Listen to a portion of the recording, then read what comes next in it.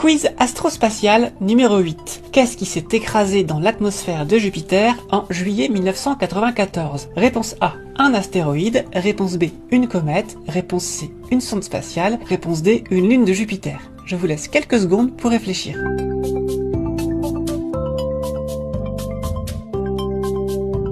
La comète Shoemaker-Levy 9 s'est écrasée dans l'atmosphère de Jupiter entre les 16 et 22 juillet 1994. Et là vous vous demandez, attends, comment un impact peut durer 6 jours? Reprenons depuis le début. La comète a été découverte par Caroline et Eugene Shoemaker et David Levy le 24 mars 1993, alors qu'elle était déjà en orbite autour de Jupiter. Jupiter l'avait capturée. Et à leur grand étonnement, son noyau était fragmenté. Les astronomes ont vite compris qu'il s'agissait là d'une illustration parfaite de la limite de Roche. Alors attention, Édouard Roche, l'astronome, pas le caillou. Prenons une lune, ronde, banale, autour d'une planète. La force de gravité qui le relie dépend de la masse de la lune, de la masse de la planète, et de l'inverse du carré de la distance entre les deux. Ce qui veut dire que le côté de la lune qui fait face à la planète est plus attiré par la planète que le côté opposé, ce qui la déforme comme un ballon de rugby. C'est vrai pour la lune, mais c'est aussi vrai pour la planète. La lune tourne autour de la Terre, elle déforme un peu la Terre, ça fait bouger les océans notamment, et puis la Terre déforme un petit peu la lune. C'est ce qu'on appelle les forces de marée.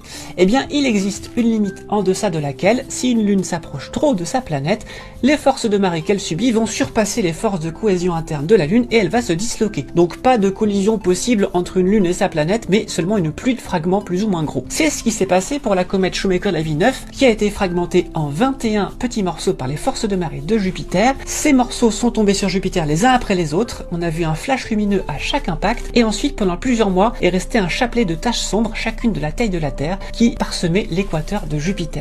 Voilà, maintenant vous pourrez briller en société comme une étoile.